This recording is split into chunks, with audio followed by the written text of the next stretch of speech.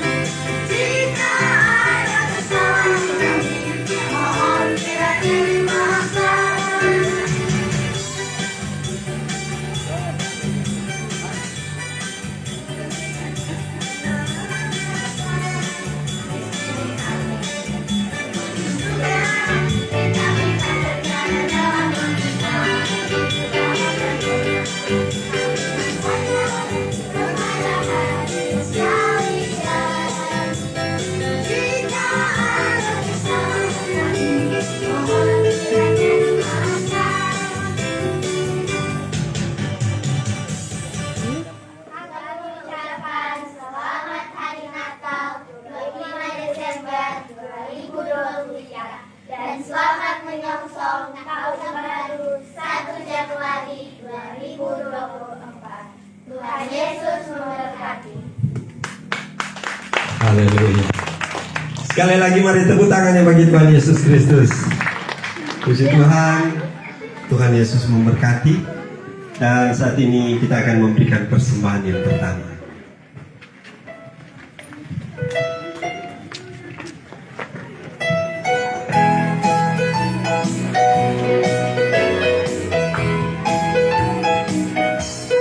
Bila ku renungkan kasih Tuhan yang telah menyelamatkan diriku, walau salib berat ditanggungan, apa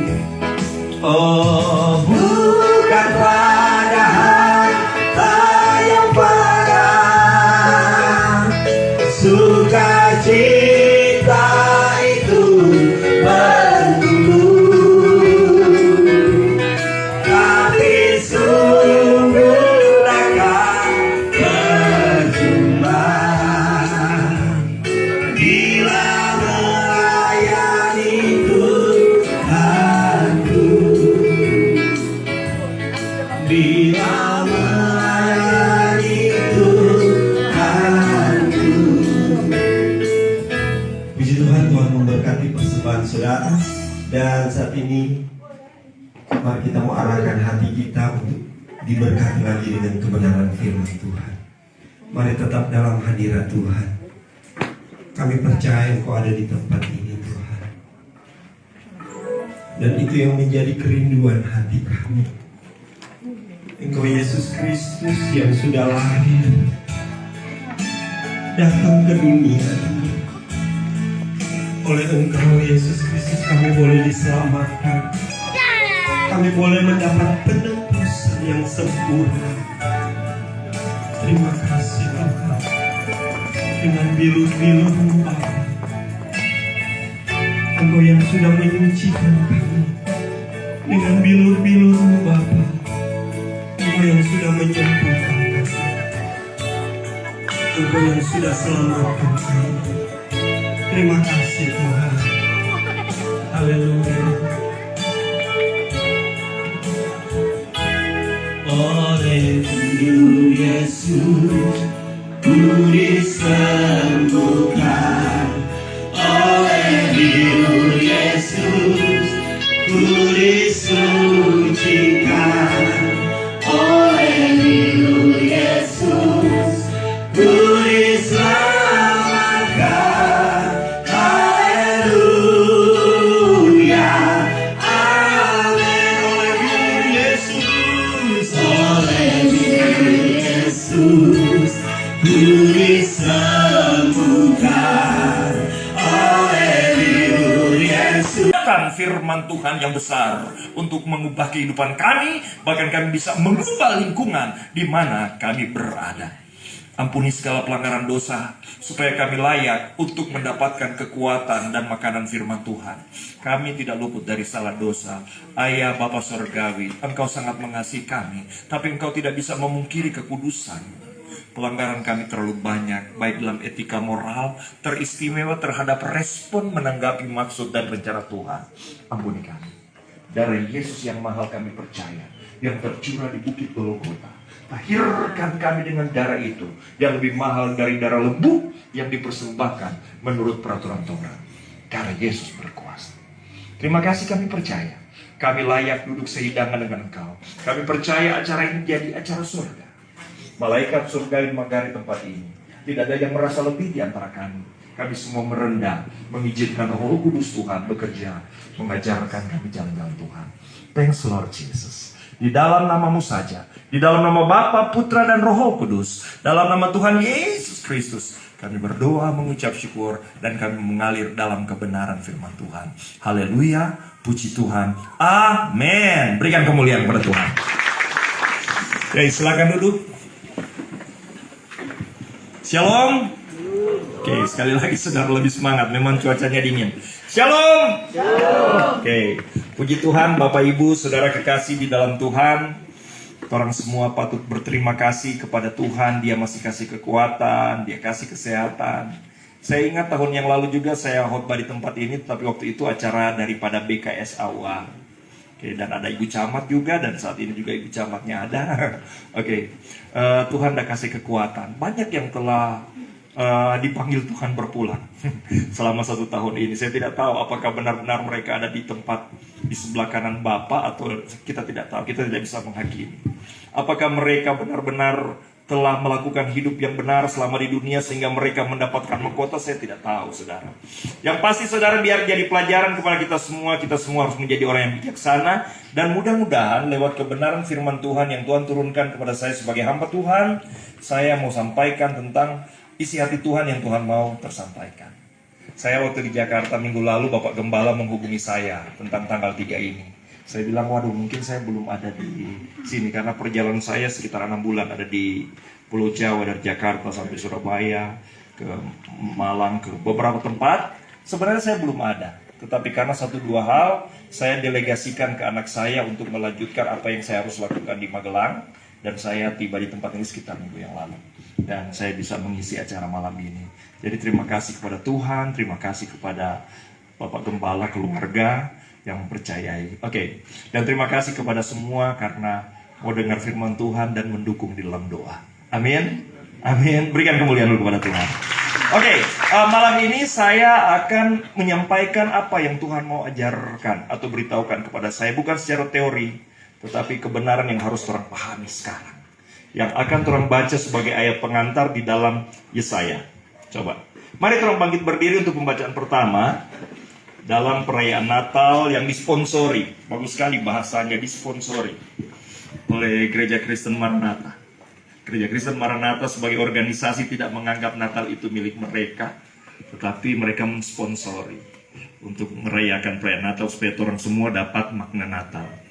Yesaya pasal 9 ayat 6 sampai dengan ayat yang ke-7.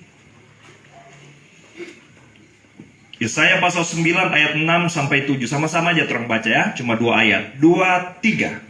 Sebab seorang anak telah lahir untuk kita, seorang putra telah diberikan untuk kita. Lambang pemerintahan ada di atas bahunya, dan namanya disebut orang penasehat ajaib, Allah yang perkasa, Bapa yang kekal, Raja damai.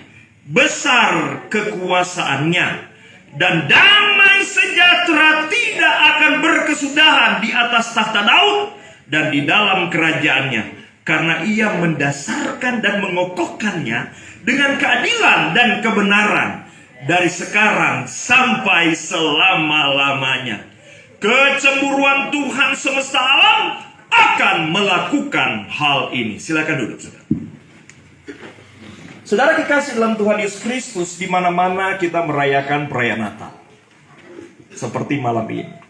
Tetapi terus terang sebagai hamba Tuhan yang sudah memberi diri kepada Tuhan selama 37 tahun saya melayani Tuhan siang dan malam. Baik di dalam negeri maupun di mancanegara. Banyak hal yang Tuhan bukakan tentang realita-realita yang kita hadapi. Terus terang saudara kasih dalam Tuhan, saya melihat banyak sukacita namun kesedihan dalam kekristenan. Contoh, waktu saya berjalan dari Eropa Timur sampai ke Eropa Barat, saya melihat daerah-daerah Kristen yang seharusnya dulu jaya luar biasa. Bahkan Riedel and Schwartz itu utusan dari sana walaupun dia asal Swiss, tetapi dia besar di Eropa, di daerah Belanda, dan mereka membawa kabar Injil sampai di tempat ini. Tetapi menyedihkan, daerah atau negara yang ada di Eropa yang menjadi pengutus misi sekarang telah kering. Bahkan kekristenan hampir lenyap. Mulai dari Eropa Timur, mulai dari Yunani sampai Sofia, Belgia, sampai Austria, sampai Prancis, sampai Roma. Gereja-gereja tinggal museum. Bahkan ketika kami menyeberang ke Turki, mulai dari Efesus, Laodikia, Tiatira, semua kami jalani, bahkan tidak ada lagi gereja. Padahal di dalam Alkitab termasuk Philadelphia. Saya pikir Philadelphia akan dipertahankan Tuhan karena mereka punya firman kasih. Tapi sampai pun di sana tidak ada lagi. Tuhan, bagaimana ini? Mereka itu sumber. Indonesia belum merdeka, sekolah-sekolah Alkitab coba diri di sana. Fuller Institute yang ada di Amerika, bahkan di beberapa negara, saudara kasih dalam Tuhan, itu sudah ribuan tahun berdiri. Toran sekolah Alkitab belum lewat 100 tahun.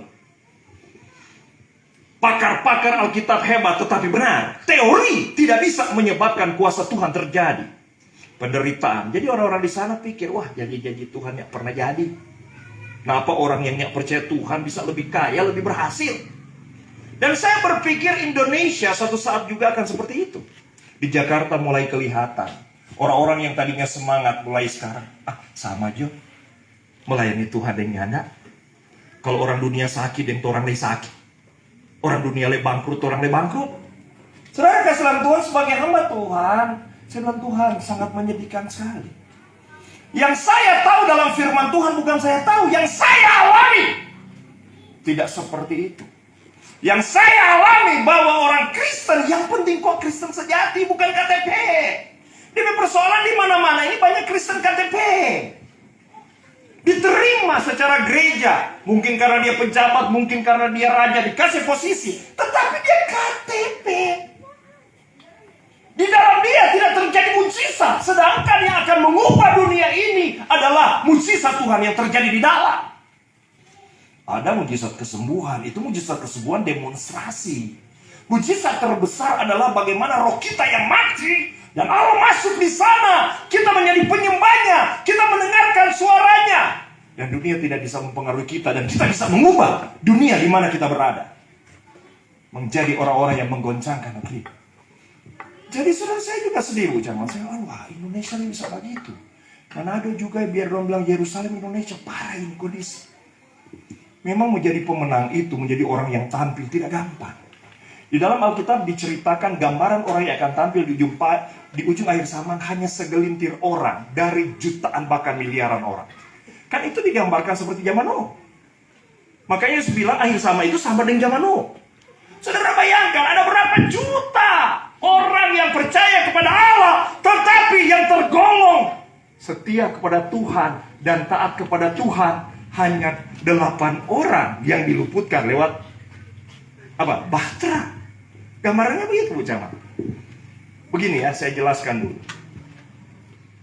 Ketika Tuhan menciptakan manusia, kemudian manusia itu terbagi 2 menjadi keturunan Kain. Keturunan Kain ini sebenarnya keturunan Adam yang baik. Cuma dia kepala batu, dia melawan Tuhan. Akhirnya diajarkan DP keturunan semua melawan Tuhan. Walaupun Tuhan bilang terkutuk, dia tunjukkan dia berprestasi. Dia kaya.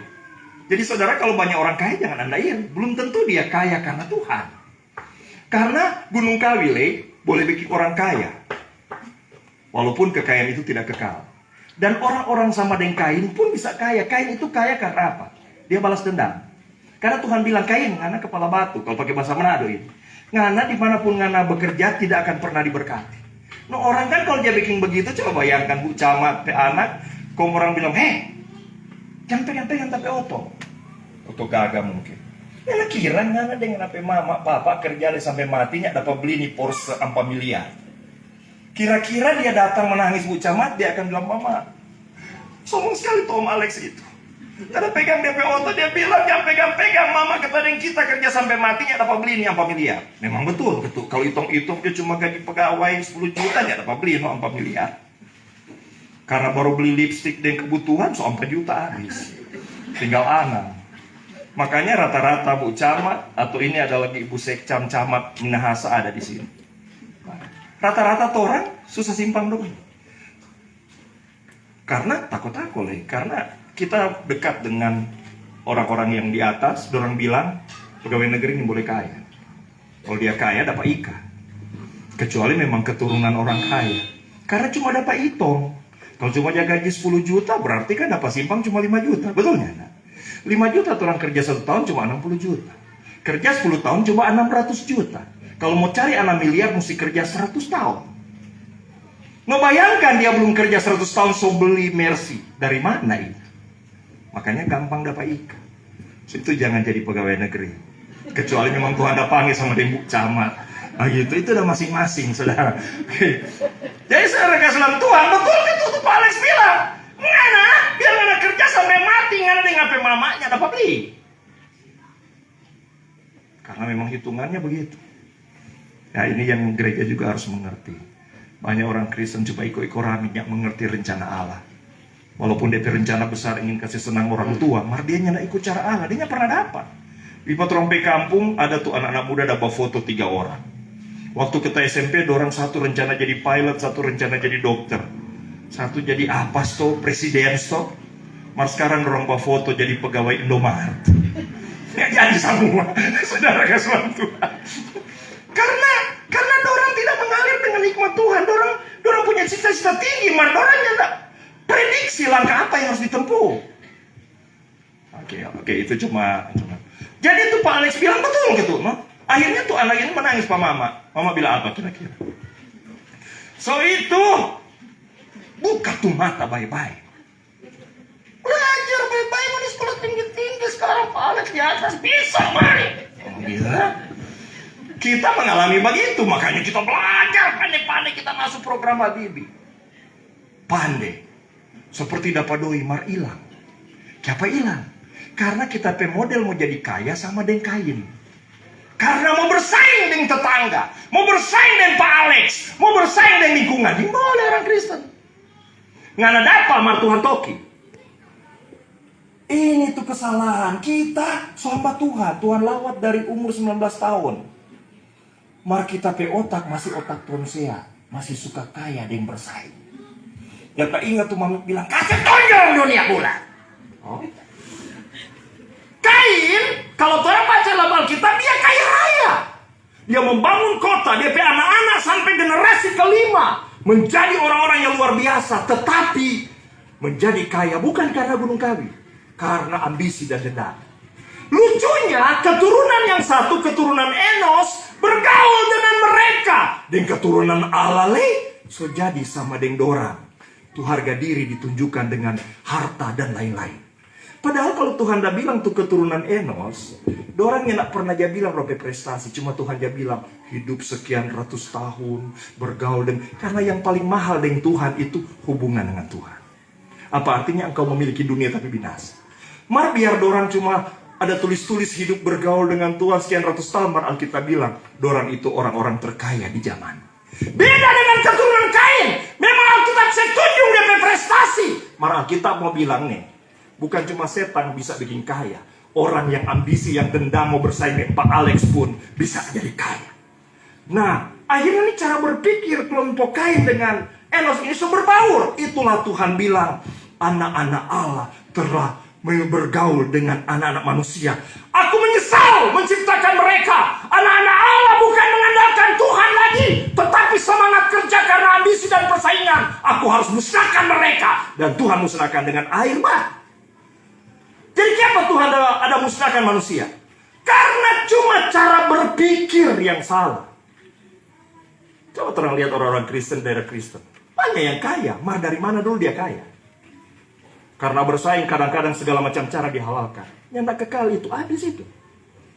Mau habis. Di dunia habis, di akhirat habis. Ada belum pensiun dia, anak-anak sudah kelahiran. Oh, ada sopata. Bukan sedikit saudara. Karena semua yang bukan dengan cara Tuhan akan dikoncangkan oleh Tuhan. Apalagi di ujung akhir zaman. Tuhan akan menanti. Semua yang didapat bukan dengan cara Tuhan, Tuhan akan hancurkan. Bukan Tuhan benci. Karena sebenarnya Tuhan punya rencana yang besar sekali lewat orang. Maka kalau orang bicara buat pikir tonsea, minahasa masih ada bersaing, berat. Baru dia kasih 1 miliar karena sok melihat tinggi. Pada hari ini kita hamba Tuhan menyampaikan kebenaran ini dan kita mengalami bukti. Makanya kita di usia 24 tahun Tuhan hancurkan. Padahal hamba Tuhan. Karena kita jiwa masih tonsea. Jemaat minta. Kita cuma bilang semua hanya untuk Tuhan. Padahal di sini masih tatanan. Kasih tunjuk Papa Alex sekarang mau di atas. Tuhan kasih hancur. Sesudah itu kemudian dia angkat, dia muliakan. Makanya kita menemukan rahasia dan kita ceritakan itu di mana-mana, termasuk malam ini. Jadi saudara kasih dalam Tuhan, perhatikan Tuhan firman. Jadi kenapa Tuhan musnahkan dengan air bah? Karena cuma cara berpikir. Tuhan memisahkan antara anak-anak Allah. Tuhan yang ada urusannya orang dunia so pasti binasa. Tetapi antara anak-anak Allah, dia mesti saring. Dia mesti cari itu pemenang. Yang jadi pemenang ternyata cuma 8 orang. Tuhan bilang akhir zaman lima gitu. Banyak orang percaya Yesus berbondong-bondong. Kira waktu Nuh hidup, itu satu-satunya nabi. Semua pusat perhatian tertuju kepada dia. Beda dengan sekarang, jemaat so bingung, pendeta mana yang benar?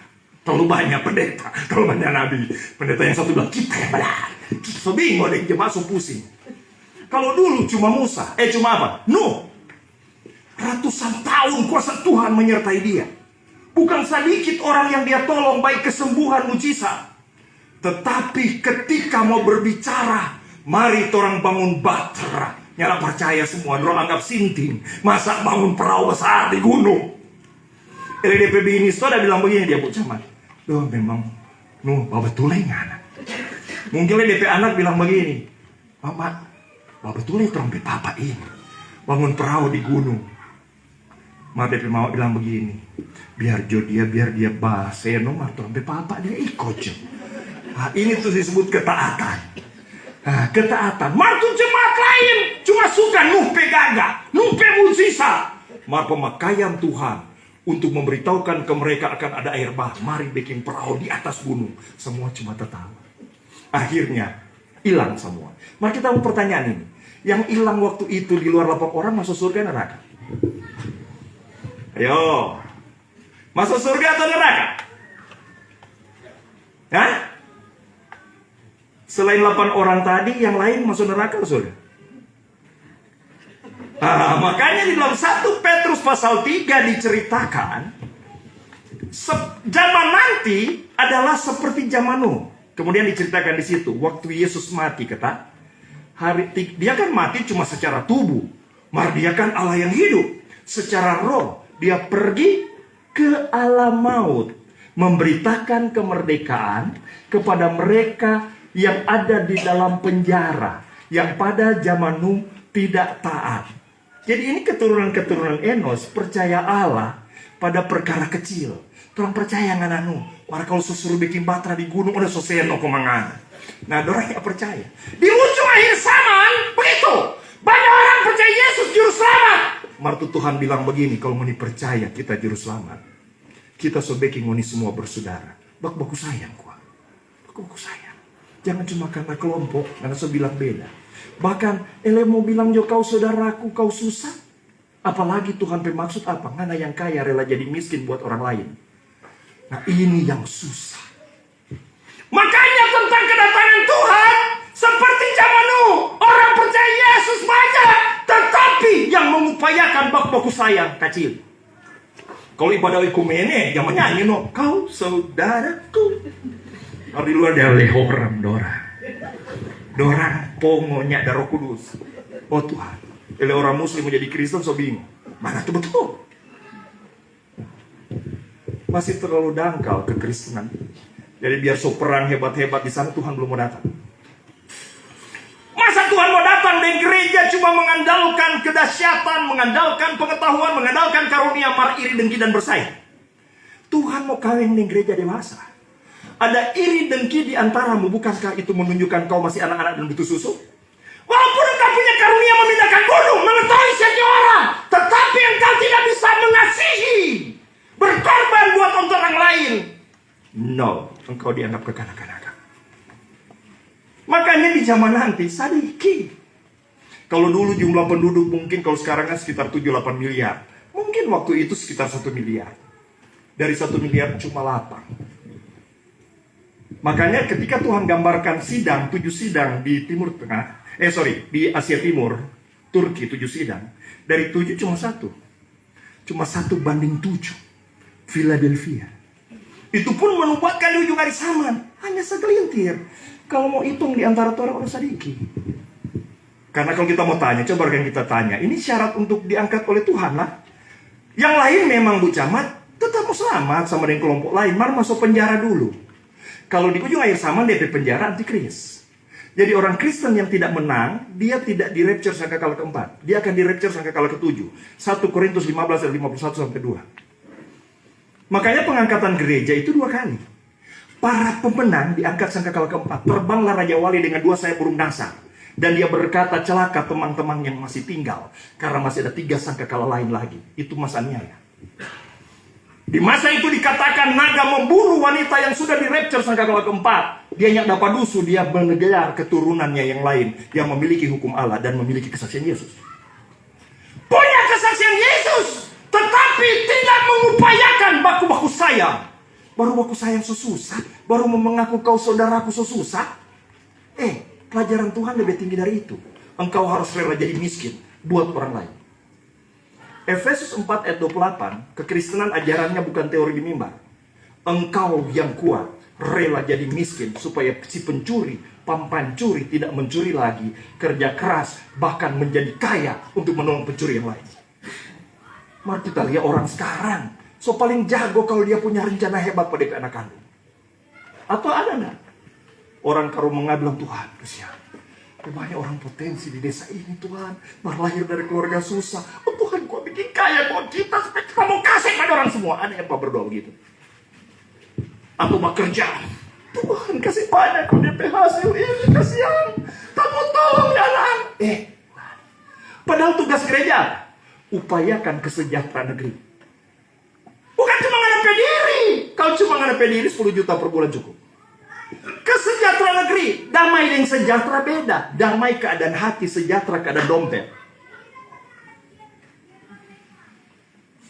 Upayakan damai. Kemudian lebih lanjut, upayakan kesejahteraan. So itu tentang orang mau selamat, itu digambarkan bagaikan pohon sesawit. Harus dimulai dari biji yang kecil, kong bertumbuh jadi besar. Itu rahasia kerajaan Allah. Jangan pe selamat langsung badiang, ada. Pertama ngana mesti baking, ngana kan mau ceritakan damai ke orang lain. Ngana so damai nyanda. Kaki kok nih damai cuma tanggal 1 sampai tanggal 10. Pas tanggal tua rasa-rasa mau bagaro. Kita kok tahu tapi mami ketua guru pegawai negeri. Jangan bikin salah dia di atas tanggal 20. Dia garo ngana. Mari kalau tanggal 1 sampai tanggal 10, Bu Arlan gajian tanggal berapa? Ini trompet sekcam. Tanggal berapa? Ah, makanya senyum-senyum sekali. Sekali ya pegawai-pegawai negeri senyum tanggal-tanggal begini. Malah ada yang belum gajian. Padahal Tuhan bilang kalau ngana memang menerima Yesus sebagai Raja Damai, yang ada terimanya Raja Damai. Bukan merek gereja di pesta. Raja Damai, tentu ngana damai no, sekalipun pohon ara tidak berbuah. Sekalipun kambing domba terlepas. Jadi jangan banyak teori kekristenan itu, uji dulu. Mama, coba yang ada datang suami istri. Ma, Pak, ngana reken tanggal berapa sampai damai? Ah, belum.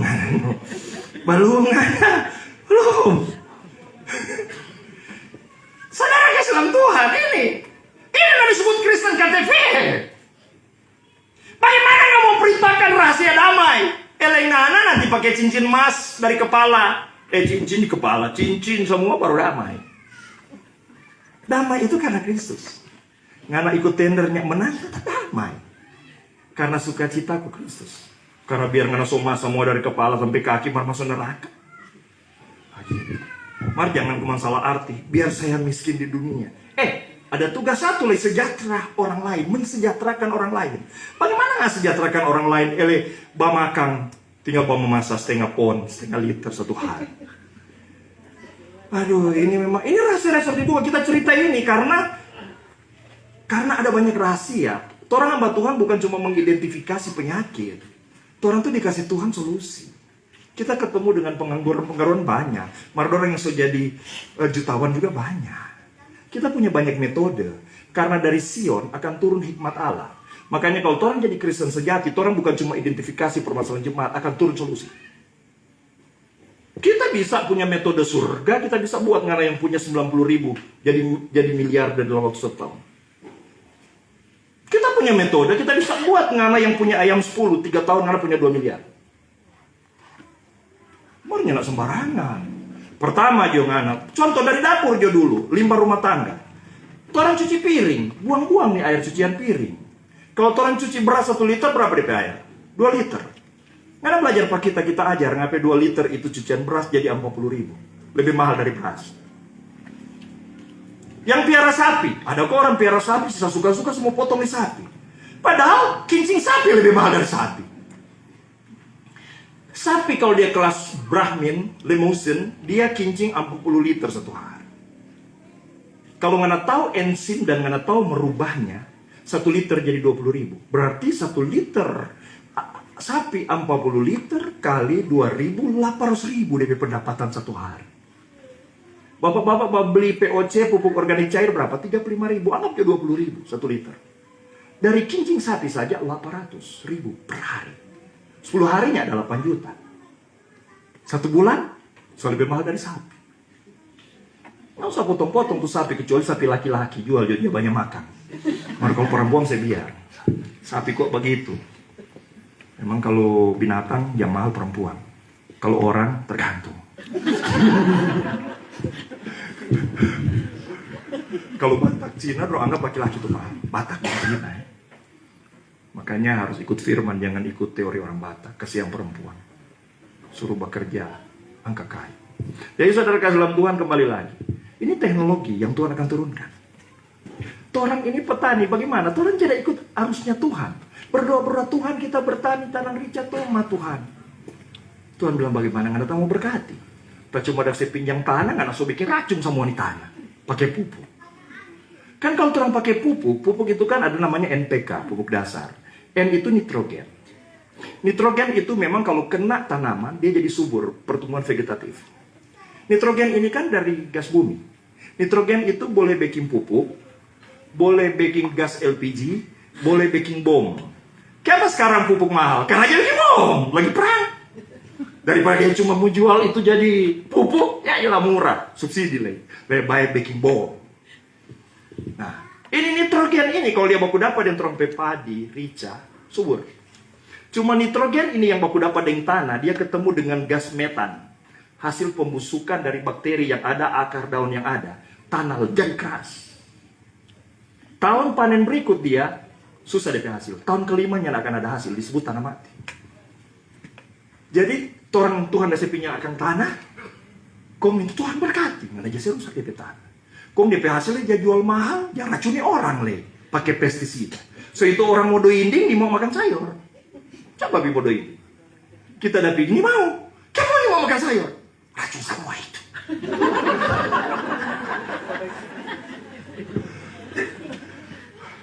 Ini penting itu rahasia, makanya kan orang lagi mengolah segala sesuatu. Pokoknya banyak hikmat lah turun. Makanya tahun 2007 kita heran, kenapa kita tahun 2007 bisa dapat penghargaan presiden sebagai orang terkreatif di Indonesia? Kita pikir, for apa ini Tuhan? Ternyata untuk tubuh Kristus. Karena tubuh Kristus petugas adalah bukan cuma khotbah di mimbar. Orang bukan cuma ajar damai, tetapi ajar sejahtera. Coba nggak tahu anak-anak pelayanan ada di sini dan di Jakarta. Bahkan kita melayani bukan cuma di kalangan orang Kristen. Anda lihat kita aktivitas di Jakarta. Kita melayani sampai ke pesantren, ke segala macam. Karena Tuhan bilang sejahterakan negeri di mana engkau ada. Bukan cuma sejahterakan orang Kristen. Negeri. Pak Ustadz pun kita ajarkan semua. Kita ajarkan bagaimana dorang punya modal 90.000 beli surfaktan sabun pak kita. Kalau dorang baking olah lebih hebat dari Sunlight. Dorang pe untung 300%. Makanya dengan modal 90.000 bulan ketiga bisa punya 300 juta. Tidak perlu pinjam bank. Dengan cuma punya ayam 10, 3 tahun bisa punya 2-3 miliar. Kebutuhan hari-harinya perlu beli. Masa petani beli bawang? Tanah sayur. Baking pupuk dari cucian beras. Kemudian baking ternak, kasih makan dengan limbah padat yang difermentasi 4 layer supaya dia protein dan lain-lain. Kita menceritakan ini bukan cerita kesombongan. Kita undang Bapak Ibu datang ke Minahasa Utara. Kita ajar.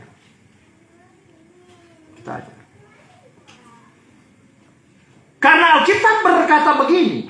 Seorang anak telah lahir, seorang putra telah diberikan untuk kita. Yesus. What for? Untuk apa Yesus datang ke dunia? Lihat. Lambang pemerintahan ada di bahunya. Jadi kalau mau berbicara pemerintahan, tujuan pemerintah Indonesia, bangsa-bangsa, tujuannya satu. Biarlah mencapai masyarakat adil dan makmur. Betul? Orang berlomba-lomba, caleg berlomba-lomba, tujuannya adalah jangan untuk kantong sendiri. Bisa ngana punya program bikin sejahtera masyarakat. Semua bangsa di dunia bikin sejahtera masyarakat. Biar ngana posisi hebat, tapi ngana tidak bisa membuat damai sejahtera. Memang ngana dapat, cuma Yesus yang dapat bikin itu. Dengan hikmat pengetahuan. Kita bandingkan Ibu Camat ya. Orang kan lagi dengar nih perang di mana kota sekarang? Israel dan Palestina. Ya pernah mau menang orang. Palestina dari dulu Daud cuma ada lawang sendiri, dia bebas kalah. Ya mau menang. Kenapa tidak akan menang? Roma pasal 11 berkata, karena mereka adalah bangsa perjanjian karena nenek moyang. Memang terhadap salib mereka seteru Allah. Kamu kasih sayang Allah karena kasih karunia, tapi mereka karena pilihan. Allah tetap akan setia. Jadi kalau orang peperangan gaya dulu, Allah sertai orang. Kalau orang bukan perang begitu, memerangi kemiskinan, memerangi perpecahan denominasi, memerangi perpecahan karena satu merasa lebih kaya dari miskin, menuntas kemiskinan. Itu orang perang. Ajarkan petaninya tergantung dari hasil pupuk-pupuk yang sangat berbahaya. Petani sekarang cuma 1-2 hektar mesti keluar ratusan juta. Namun untuk apa dengan anak kalau beli pupuk? Padahal semua gampang, bisa ditanggulangi semua. Bahkan kita punya prototipe ayam dari 1 hari sampai panennya perlu bisa makan. Dia cuma makan DP kotoran sendiri. Fermentasi dulu dengan black soldier fly. Dan ada banyak ilmu yang Tuhan turunkan. Dan bukan cuma kita mengakui, ketika diuji secara nasional kita juara Indonesia dari 500 peneliti. Kita bisa buat rumput jadi etanol.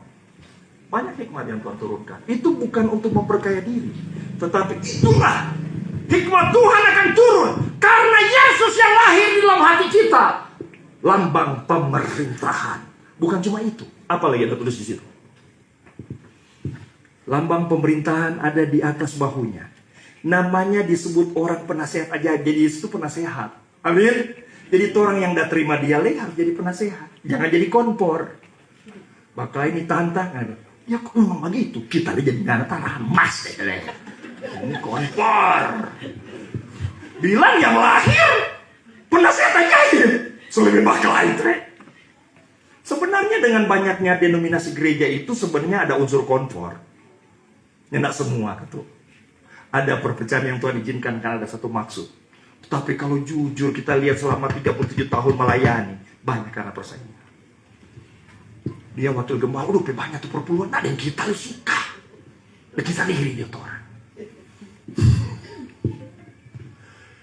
Kita tidak menghakimi banyaknya denominasi karena ada unsur perpecahan. Tetapi mayoriti perpecahan. Kalau sejarah gereja dari abad pertama, abad 16 lah yang jelas. Dia perpecahan karena ada doktrin-doktrin dianggap teguh, tetapi tidak dilakukan oleh yang lain. Dan Tuhan memang sedang mewahyukan. Abad 16 keselamatan iman, Martin Luther. Ketika abad 17 Tuhan mau mengajarkan tentang kekudusan lewat John Wesley, kelompok-kelompok umat Lutheran menganggap tidak terlalu perlu itu. Karena keselamatan bukan karena perbuatan. Karena ini kelompok Wesley ini mengajarkan perbuatan, DP tujuan, kalau perbuatan tidak benar, tidak selamat. Jadi orang tidak menerima karena ajaran perbuatan baik benar. Cuma orang kaitkan dengan keselamatan. Sedangkan keselamatan hanya karena kasih karunia. Ini DP persoalan. Jadi perpecahan ini masih masuk akal. Itu abad 17. Abad 18 Tuhan ajarkan bahwa di dalam gereja bukan cuma keselamatan dan perbuatan, tetapi ada kuasa dalam darah Yesus. Sama dengan pujian tadi. Mari itu belum pencurahan roh. Pencurahan roh nanti maksudnya pencurahan roh kedua di zaman Azusa Street abad 19. Katolik mengalami pencurahan jadi Assembly of God. Ini masih karena kuasa darah.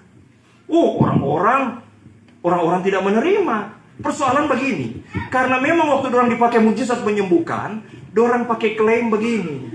Kalau nyana ada kuasa kesembuhan tidak selamat, itu jadi persoalan. Sama dengan aliran pertobatan dengan aliran-aliran Injili yang ada di Indonesia begitu persoalan. Kita berbicara dengan orang-orangnya Stephen Tong. Kenapa ngoni itu sangat fanatik sekali dengan orang-orang karismatik, orang-orang pertobatan. Dengan bilang seperti Dr. Lilik ya, Dr. Lilik. Dia fanatik sekali dengan kesembuhan. Akhirnya dia Tuhan panggil. Tuhan pakai keman dia. Dia pernah Tuhan suruh 200 orang tuli berbaris di lapangan. Dia cuma sontong yang satu. Badengar semua 200 orang. Akhirnya dia mulai mengaku. Akhirnya dia dengan Stephen Tong konflik sedikit. Padahal dia wakilnya Stephen Tong. Ternyata dari persoalan setelah kita dalami, orang-orang Injili itu senang dengan mujizat dalam nama Yesus. Persoalannya, orang karismatik itu mengklaim kalau nyanda ada mujizat, seolah-olah dan begini, keselamatan karena mujizat. Ini dari persoalan. Kita dapat DPAK. Sebenarnya orang ini punya maksud yang benar. Cuma, itu tuh sampai pencurahan roh, sampai sekarang pemulihan Allah akan pulihkan banyak hal. Gitu. Nah, cuma ada orang-orang kepentingan tertentu, karena kepentingan jabatan, dia mau jadi orang nomor 2. Lebat calon dewan, kan begitu, calon gubernur, begitu. Calon bupati, begitu. Sekarang kita suka jadi wakil. Periode berikut kita kembali menjadi bupati, sama aku bagi kemantoran 2. Memang begitu dunia ini, mau ada yang nomor 2. Padahal kalau konsep surga, orang harus menganggap orang lain lebih penting. Oke, jadi sebenarnya begini. Kenapa Tuhan masih lama datang? Karena gereja itu masih anak-anak. Ekonomi ini sudah dikuasai, memang ada 3 syarat kan untuk Tuhan datang. Pertama, ekonomi dunia akan dikuasai oleh Antikris. Itu sudah itu. Bahkan kemarin waktu Corona, sampai chipnya sudah ada, teknologinya sudah ada. Tetapi Tuhan belum mau datang karena gereja masih anak-anak. Jadi ekonomi dikuasai, pemerintahan akan dikuasai antikris. Kita sempat tinggal di Belgia, di belakang pemerintahan mereka di Belgia. So ada di parlemen. Agama pun sudah ada, agama gereja setan. So siap ini gereja setan. Yerusalem sudah siap menggenapi 1x7 masa akan dibangun kembali, namun di tengah perjanjian akan diinjak-injak. So sangat dekat. Tetapi semua itu akan tertunda. Lembu merah sudah ada, akan tertunda. Karena yang paling penting, Tuhan mau kawin dengan gereja yang dewasa. Gereja masih anak-anak. Karunia kuasa bukan ukuran kedewasaan. Walaupun kau punya karunia membedakan, karena ukuran kedewasaan adalah kasih. Kasih itu mengakui semua yang mengakui Yesus Kristus Tuhan saudaraku. Yesus kan bilang begini, siapakah saudaraku? Semua. Kalau tu orang nyanda, iya saudara terang. Ada orang pada orang. Ada Roh Kudus pada orang. Ini alam roh. Nggak bisa cuma muncul nabi pikiran, Tuhan tahu. Makanya kita tidak pernah beda-bedakan denominasi. Itu urusan kaisar. Tapi kita mengasihi semua orang yang mengakui Yesus Kristus Tuhan sebagai saudara. Itu pertama, Bu Camat. Kedua, habis mengasihi, mulai belajar bertanggung jawab tentang DP kehidupan. Sama dengan tolong lihat orang pe anak. Masa tapi anak pencuri pengangguran kalau kita berdiam-berdiam? Oh Tuhan kesian. Bagaimana mau tolong dia? Gitu. Jadi terhadap melihat orang percaya pun begitu. Cuma orang jatah tunda lain kali mau menolong karena tuh roh ambisi masih ada. Kadang-kadang orang bilang, Tuhan berkati kok kita tak bisa tunjuk Pak dia. Tak bisa tunjuk Pak Alex. Itu melengkap Bastrom. Padahal suka sekali menolong. Marni ambisi masih ada. Ada yang pernah pakai hati tinggi, rencana beli hati tinggi. Jadi orang mesti bawa dulu dengan firman supaya mati dulu nih otak-otak ton sehat, baru Tuhan berkati. Sangat gampang sekali Tuhan mengangkat. Orang kayak anak pelayanan yang tadinya 2 tahun lalu pengangguran, sekarang kalau cuma untung-untung 100 juta, 200 juta per bulan, ada. Bahkan di Jakarta tapi anak pelayanan ada yang punya penghasilan 1,2 triliun per bulan. Makanya kita nggak heran kita melayani di mancanegara di mana, waduh sangat kaya raya. Bahkan tapi anak pelayanan berapa tahun lalu katanya? 3 tahun lalu ya, dia kasih kita 10 miliar. Kita buat tim pelayanan. Tuhan bilang ke kita, tolak, terima kasih. Mau bikin apa nih 10 miliar? Sampai dia tawarkan 1 miliar. Ya dia patut gitu kasih 10 miliar, dia untung 1,2 triliun per bulan, banyaknya ada itu. Kita sudah, Tuhan izinkan melayani level begitu. Tapi kita tidak pernah, bahkan ambil persembahan hampir tidak pernah. Kita suka kita dapat dari hasil jeripaya sendiri. Itu yang kita kasih teladan. Biar jatuh persembahan kasih pak gembala-gembala atau ke pelayan-pelayan lain kalau kita tidak mau. Kita lebih senang. Sama yang Paulus bilang seharusnya aku layak dapat, tapi kita untuk beri teladan kita gali dari diri sendiri. Nah terbayang, orang ke Eropa itu berapa bulan, orang mau kasih euro tidak terima. Sampai heran orang-orang di Eropa, orang-orang di Belanda heran. Bukan sombong, bukan. Karena Tuhan dia bilang, coba uji. Kalau memang anak murni melayani aku sangat kaya, aku berkati. Coba tanya tapi istri. Kita biaya hidup tinggi, kita bukan anak orang kaya. Ini Cina, ini cuma karena kebetulan dapat lihat Cina. Ton saya ini no. Orang tua cuma pegawai negeri jam makan beras ransu dulu. Ini ada harta warisan, kita mampu beli sekarang tanah biar cuma 400 hektar, so ada. 500. Bangun pabrik segala macam. Itu mujizat yang Tuhan buat, padahal anak bandel. Kita lebih bingung dari mana, so itu di tonsel lain kalau udah piara siluman kan. Ternyata sering tahu ya kita masa kita mau piara siluman. Itu karena mujizat Tuhan buat. Banyak kalau kita mau ceritakan. Mari kita tidak pernah mau merubah diri dengan blessing-blessing itu. Yang kita sangat bangga. Tuhan terus percaya kita. Kita mau tergolong 8 orang yang diselamatkan di ujung air Saman. Jangan salah ya, jangan bilang Pak Sofi bilang cuma 8. Gambarannya hanya sedikit dari orang Islam. Lanjut dulu sedikit. Karena kita membuka ini rahasia. Kita suka ketika pulang sebentar, kuasa firman akan mulai bekerja. Karena orang so ditindas dengan penderitaan dan kemiskinan. Kadang-kadang makan so susah. Tuhan masa begitu? Mana yang lahir bagi kita hati ini raja. Raja damai. Kita disandiki orang damai yang sejahtera. Masa kita sendiri susah? Lain kali jatuh tuh dengan ayat, biar saya miskin di dunia. Jangan kok tempatkan di situ tuh ayat. Karena Tuhan bilang lebih berbahagia memberi dan menerima. Bagaimana ngana mau memberi? Ngana pas-pasan. Tuhan maksud begini, biar ngana harta banyak sekali, ngana rasa cukup. Bukan karena itu, karena Yesus. Tapi ngana harus berkriteria supaya dia alirkan berkat. Makanya ada ayat bilang, aku akan perintahkan harta bangsa datang kepada. Baru belum datang harta, baru dapat 5 juta, cincin sama gua. Shalom, shalom. Oh Tuhan. Ini saudara kasih Tuhan. Makanya mesti bergaul, jangan bergaul dengan orang bakutu. Nah itu memang benar saudara. Lihat, walaupun dia cerita rohani, mar kehidupannya khawatir. Banyak teman-teman pelayan begini, kita 4 kali pergi situ, nggak pernah jadi apa itu. Ada yang bilang begini, kita kemana, pergi ketiga, tambah tahan, no? Tahan. Nanti orang bawa apa belum pulang. So banyak strategi. Banyak hamba Tuhan bilang, kalau kita orang pergi kotak, katutu kayu, sedikit. Bikin transparan dari kaca. So segala macam cara, saudara. Maka sekarang lihat di jalan-jalan kotak-kotak, oh Tuhan. Makanya ada program yang orang buat di sana, ada itu yang bagian itu. Bagaimana orang membuat setiap gereja itu. Orang bekerja di beberapa gereja. Kasihan juga salah satu yang sedang orang tolong itu gereja-gereja yang cukup besar. Yang orang biaya harus menghabiskan sekitar 40-50 juta per bulan. Bagaimana orang bikin kasih unit usaha. Sabun sih salah satu yang kita kasih sekarang untuk pertama sabun. Padahal banyak ilmu yang kita bisa kasih. Bagaimana dia bisa punya berapa plan satu jemaat. Ya bisa dapat 40-50 juta per bulan tanpa minta-minta. Jadinya mau berharap kasihan jemaat lain kali dia tutup bayi-bayi DP tangan cuma 2.000. Ngana kasih banyak kota, dia pitukar DP 10.000 kong kasih percuma. Ngana bikin banyak ibadah supaya berasap, lebih parah. Karena sholating ibadah semua orang 1 minggu 6 kali sunyak kerja. Susah, bukan itu solusi. DP solusi pelajari visi Tuhan, apa maksud Tuhan. Malam ini diberitahukan bahwa Yesus yang lahir 2000 tahun lalu, dia Raja Damai.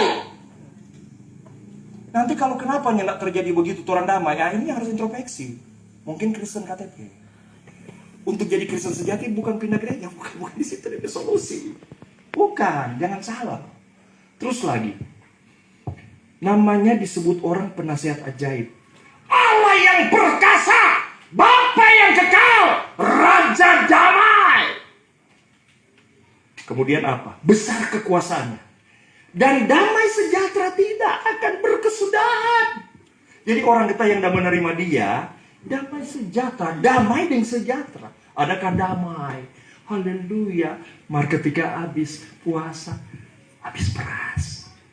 Itu biar hamba Tuhan lihat suami istri membaku garo ini. Anaknya Dr. Bambang di Bandung, 1 orang Manado, 1 orang Cina. Toh? Oh penuh roh dipakai Tuhan dahsyat. Maka kalau namanya dompet habis. Memang kalau jatuh cinta begitu biar Tuhan cuma makan daun. Yang penting orang dua mau ke saya. Berapa bulan kok anak-anak? Nah gitu saudara. Jadi kita belajar. Jadi saudara kasih Tuhan kita mau kasih tahu di akhir ini.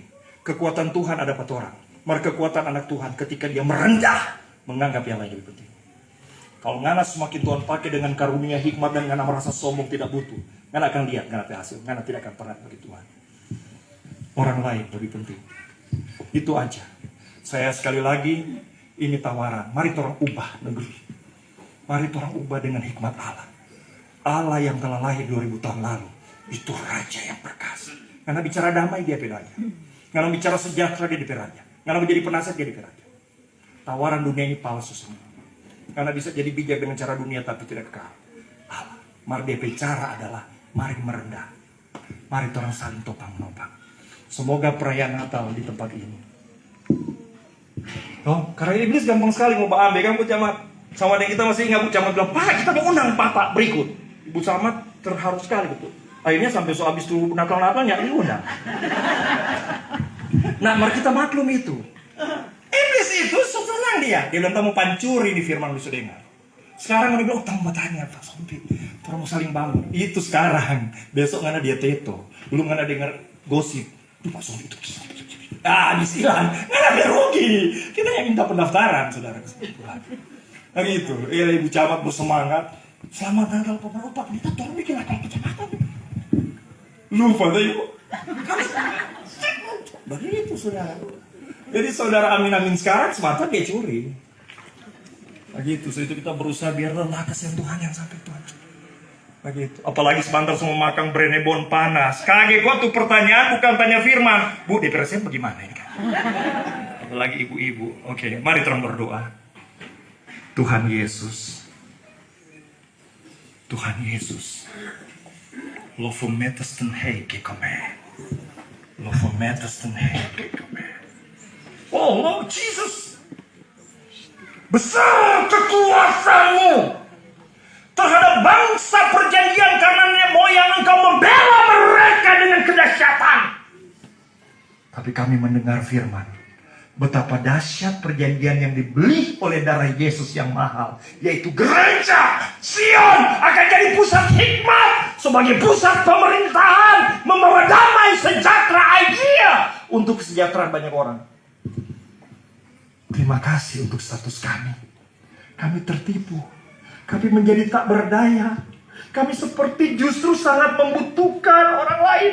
Padahal kamilah kekuatan itu. Kau sudah lahir ke dunia Raja Damai. Kami mempercayai Engkau. Kami sudah menerima Engkau sebagai penebus, juru selamat, melahirkan kami kembali. Tapi ternyata ini masih benih. Kami harus mengembangkan benih damai sejahtera ini. Kami harus kuat dengan Tuhan. Kami harus bergandengan